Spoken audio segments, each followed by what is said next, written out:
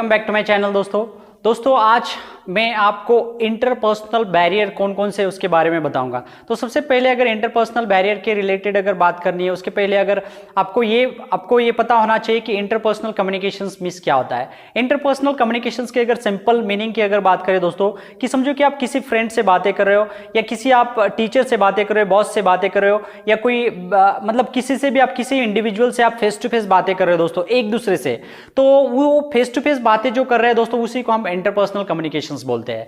तो इसमें क्या हम जब भी किसी से एक दूसरे से फेस टू फेस बातें करें उस टाइम में कौन कौन से बैरियर्स होते हैं उस बैरियर के बारे में आज हम डिस्कस करेंगे दोस्तों इंटरपर्सनल बैरियर के रिलेटेड। उसमें से पहला बैरियर है दोस्तों वो है लिमिटेड वोकैबुलरीज। जब भी समझो कि कोई इंडिविजुअल इंसान कोई भी सेंडर है अपनो रिसीवर के साथ में मैसेज डिलीवर कर रहा है या एक दूसरे से बातें कर रहा है, कोई फ्रेंड्स अपने फ्रेंड के साथ में आप बातें डिस्कस कर रहे हो, तो उस टाइम में दोस्तों आपके पास अगर लिमिटेड वोकैबुलरीज है, आपके पास वर्ड का कलेक्शंस नहीं है, कंटेंट अच्छे नहीं है, इंफॉर्मेशंस नहीं है, स्टेटमेंट आपके पास नहीं है और बहुत सारी चीजें मतलब क्या है आपका वर्ड का कलेक्शंस नहीं है आपके पास में, वोकैबुलरीज पुअर वोकैबुलरीज है आपकी, तो दोस्तों आप इजीली वहां पे मैसेज डिलीवर नहीं कर पाओगे, वहां पे इफेक्टिवनेस और लोगों को इन्फ्लुएंस नहीं कर पाओगे और वहां पे वो बैरियर बनेगा दोस्तों इंटरपर्सनल कम्युनिकेशन। क्योंकि आपको एक दूसरे से बातें करने के टाइम में आपके पास कंटेंट वोकैबुलरी बहुत सारी मैटर करती है बोलने के टाइम में, अगर आपके पास नहीं है तो वो बहुत बड़ा आपके लिए बैरियर है दोस्तों। 2 नंबर का बैरियर दोस्तों वो है poor communication skill.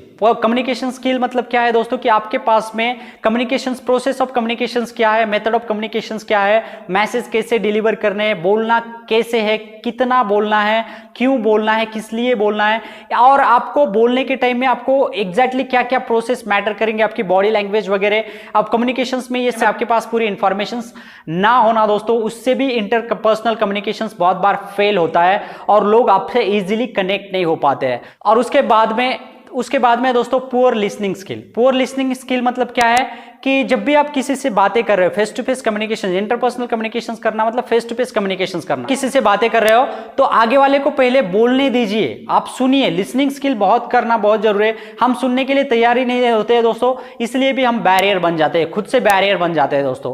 Poor listening skill है तो आप डेफिनेटली वहां पे बैरियर बनोगे ही बनोगे।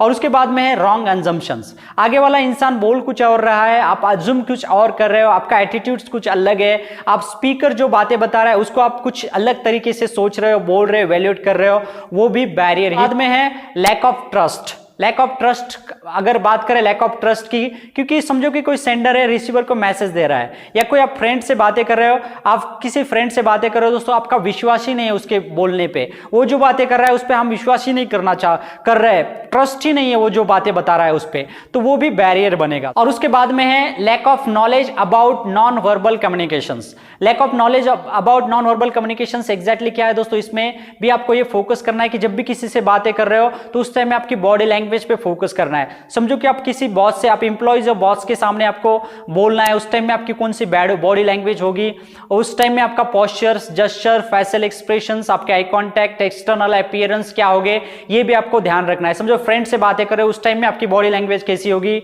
आपके पेरेंट से बातें करें उस टाइम में आपकी बॉडी लैंग्वेज कैसी होगी, आपके टीचर के सामने आप बातें कर रहे हो उस टाइम में आपकी बॉडी लैंग्वेज कैसी होगी, ये भी आपको पता होना चाहिए। उसके बाद में भी आपका इफेक्टिवनेस होता है दोस्तों। अगर आपको ये पता नहीं है तो ये भी इंटरपर्सनल कम्युनिकेशन में बहुत बड़ा बैरियर्स बन जाता है। उसके बाद में है lack of cooperations and poor relationships. देखिए कोऑपरेशंस, अगर एक दूसरे से आप कोऑपरेट नहीं करोगे, कोऑपरेशंस नहीं करोगे और आपकी रिलेशनशिप मेंटेन नहीं है दोस्तों, उसमें भी बहुत सारा बैरियर बन जाता है। क्योंकि अगर रिलेशनशिप मेंटेन नहीं है तो रिलेशनशिप में अगर प्रॉब्लम्स है, बहुत सारे रिलेशनशिप आप मेंटेन नहीं कर पा रहे हो या रिलेशनशिप पुअर रिलेशनशिप है, तो लोग आपको इजीली कनेक्ट नहीं होकर पाएंगे। अगर आप कितना भी इफेक्टिव बताओगे, बातें करोगे, तो अगर रिलेशनशिप वो पूरी तरह से प्रॉब्लमेटिक है, वो मेंटेन नहीं है और पुअर रिलेशनशिप है दोस्तों, वो भी वहां पे बैरियर बन जाए। और उसके बाद में है दोस्तों इंफॉर्मेशन ओवरलोड। इंफॉर्मेशन ओवरलोड मैंने आपको ऑलरेडी बताया, जब भी आप किसी से फेस टू फेस बातें कर रहे हो उस टाइम में सिर्फ आपको बातें बताना बोलना इंपॉर्टेंट नहीं है दोस्तों, आपको